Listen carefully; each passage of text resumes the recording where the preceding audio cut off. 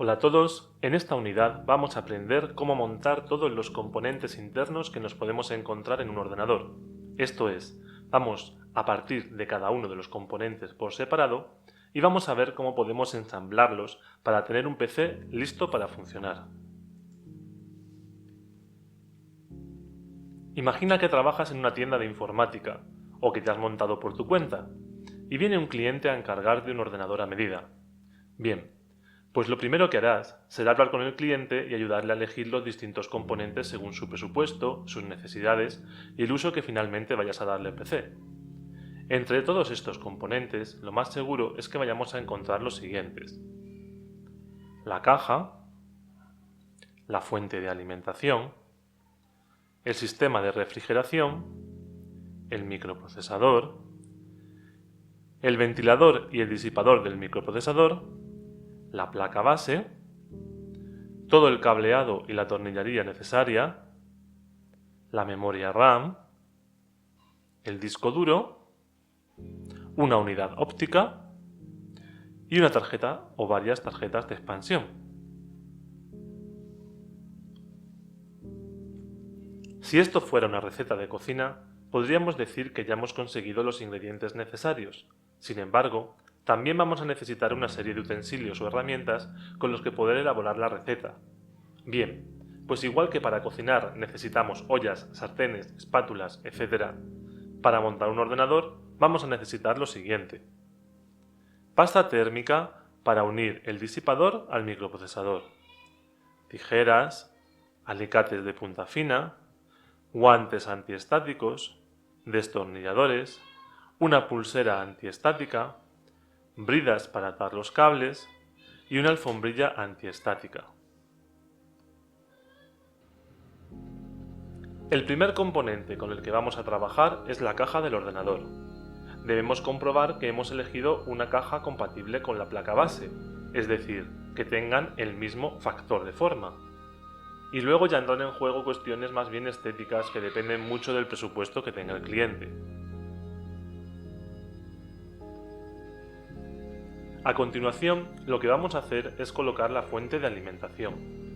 Lo más importante es asegurarse de que la fuente que hemos elegido por su tamaño es compatible con el tamaño de la caja. Normalmente las cajas de tamaño más reducido requieren fuentes de alimentación especiales. Incluso a veces suelen llevarla incluida. Por norma general, las fuentes de alimentación se suelen colocar en la parte trasera de la caja. Esto es debido principalmente a dos motivos.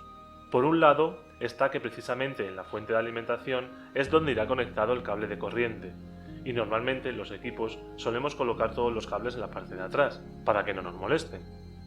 Otra razón muy importante es que la fuente de alimentación, debido a su sobrecalentamiento, suele llevar incorporado un ventilador que expulsa aire hacia el exterior. Si colocamos la fuente en la parte delantera del equipo, todo ese aire caliente iría directamente al usuario, lo cual no suele ser una sensación muy agradable, que digamos. A la hora de colocar la fuente debemos de fijarnos muy bien para que el conector al cable de corriente quede hacia el exterior de la caja, y también muy importante es que la rejilla de ventilación quede orientada hacia el interior de la caja, nunca contra las paredes. Lo siguiente que haremos será instalar los ventiladores de la caja. Antes de nada debemos de saber que los ventiladores suelen tener dos posibles formas de instalación. Según cómo los orientemos, introducirán aire hacia dentro del ordenador o expulsarán aire hacia el exterior. Así, lo que tendremos que tener en cuenta a la hora de instalarlos es lo siguiente: evitar la ubicación de ventiladores extractores de aire en la parte delantera de la caja, ya que el aire caliente iría hacia el usuario. Procurar colocar los ventiladores extractores en la parte superior y los inyectores en la inferior. No enfrentar los ventiladores de las paredes de la caja con los que hay o pudiera haber en su interior. Y por último, colocar solo los ventiladores que sean necesarios. Cuanto más ventiladores pongamos, más ruido.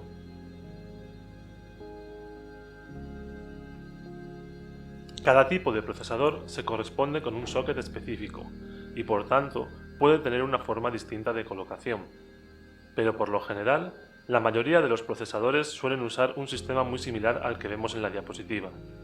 Los pasos a seguir para su instalación serían los siguientes. En primer lugar, abrimos el socket con esta pestañita que tenemos aquí. Colocamos el procesador conforme a las marcas que vemos en el socket. Normalmente suelen tener una esquina con un pequeño triángulo o flechita. Hemos de hacer coincidir ese triángulo con el triángulo que aparece en el socket.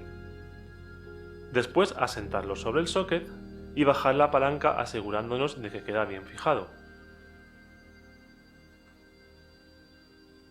Una vez instalado el procesador, es el momento de acoplarle su propio sistema de refrigeración. Para ello, en primer lugar, aplicamos una pasta térmica especial que facilitará el traspaso de calor desde el procesador hasta el disipador. A continuación, fijamos el disipador a la superficie del procesador, que ya tenemos cubierto de pasta térmica, y colocamos el ventilador que va unido al disipador. Por último, pero casi lo más importante de todo, es conectar el ventilador al conector específico de la placa base. Lo identificaremos enseguida porque suele estar rotulado como CPU Fan. Este último paso es vital para el funcionamiento del procesador y de nuestro PC en sí, ya que si no conectamos el ventilador, el procesador alcanzará enseguida una temperatura tan elevada que hará que nuestro PC, debido a un mecanismo de seguridad, se apague automáticamente en cuestión de minutos. Una vez que ya tenemos montado el procesador en nuestra placa base, será el turno de instalar esta última en su lugar correspondiente dentro de la caja. Para ello, en primer lugar, colocaremos la placa troquelada que viene con nuestra placa base en su lugar correspondiente.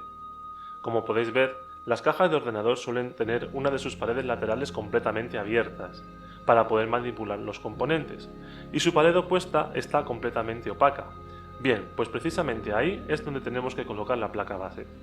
Si os fijáis bien en la imagen de la derecha, la caja ya suele venir provista de una serie de tornillos base, que serán los que nos sirvan para atornillar nuestra placa base.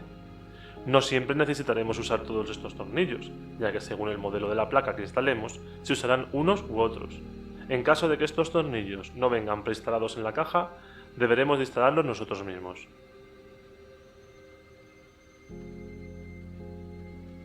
Bien, pues ya tenemos instalada la placa base. Lo siguiente que tendremos que hacer será aprovechar para conectar todo el cableado, a saber, el conector ATX y el conector de 12 voltios procedente de la fuente de alimentación, el conector de los botones de encendido y reset que suele llevar la mayoría de las cajas, los conectores del panel frontal, que suelen ser distintos para cada modelo de placa base, los conectores de los lectores de tarjeta multimedia o USBs que suelen llevar algunas cajas en el panel frontal. Conviene consultar el manual de la placa base, ya que cada modelo suele tener una disposición distinta del cableado. A la hora de instalar la memoria RAM, en segundo lugar, porque la mayoría de las placas cuentan con la característica Dual Channel, y para poder aprovecharla debemos de instalar los módulos de 2 en 2 en los slots indicados. Los pasos a seguir para instalar cada uno de los módulos serían los siguientes. Separamos las dos pestañas de los extremos. Colocamos el módulo de memoria sobre el zócalo, teniendo mucho cuidado de hacer coincidir las ranuras del slot con los del módulo de memoria. Presionamos con firmeza y comprobamos que encaja correctamente. La mayoría de las cajas incorporan unos raíles específicos con unos compartimentos diseñados expresamente para instalar los discos duros. A estos compartimentos se les conoce con el nombre de bahías. Normalmente, para acceder a estas bahías y poder instalar el disco duro, necesitaremos quitar la otra tapa de nuestra caja. Para proceder a su instalación, colocamos el disco duro haciendo coincidir los agujeros para los tornillos con los del raíl y los atornillamos. Finalmente, conectamos el cable de datos SATA y el cable de alimentación que viene de la fuente. Una de las curiosidades de las unidades ópticas es que, debido a su gran tamaño respecto al resto de componentes, tenemos que instalarlas desde fuera del ordenador, es decir, desde fuera hacia adentro. En primer lugar, debemos de retirar el embellecedor que trae la caja. Después introducimos la unidad óptica hasta que coincidan los agujeros para los tornillos con los de los raíles de la caja. Llegados a este punto es muy importante asegurarse de que la unidad óptica queda perfectamente alineada con el resto de embellecedores y no sobresale de la caja. Por último, colocamos los tornillos y conectamos los cables de datos y de alimentación.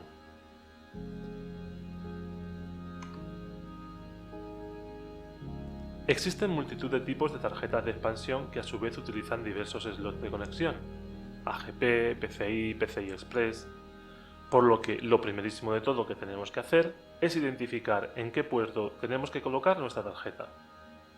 Una vez decidido dónde la vamos a colocar, debemos quitar la pretina que protege la parte trasera de la caja. A continuación encajamos la tarjeta en el slot, asegurándonos de que quede bien encajada, más que nada porque si no, no nos va a funcionar. Y atornillamos la parte metálica de la tarjeta a la parte posterior de la caja, justo donde estaba la pretina de seguridad. En caso de que el tipo de tarjeta de expansión tuviera algún tipo de cableado, finalizaríamos conectándolo a la placa según nos indique el manual. Para finalizar nuestra instalación, tan solo nos restaría realizar las siguientes acciones. Organizar todo el cableado que seguramente nos haya quedado repartido por todos los huecos de la caja. Conviene usar bridas para recoger todos estos cables y así facilitar la circulación de aire por dentro de la caja. Comprobar que no nos hemos dejado ningún tornillo ni piezas pequeñas sueltas dentro de la caja. A veces, los ventiladores suelen traer unos topes que inmovilizan el movimiento de las aspas para protegerlas durante el transporte. Por esta razón, debemos de verificar que los hemos quitado todos. Asegurarnos de que todos los elementos están bien fijados y atornillados. Verificar que todos los cables están bien conectados y no nos hemos dejado ningún cable suelto. Y esto sería todo lo relativo al montaje de los componentes internos de un ordenador. Nos vemos en el próximo vídeo.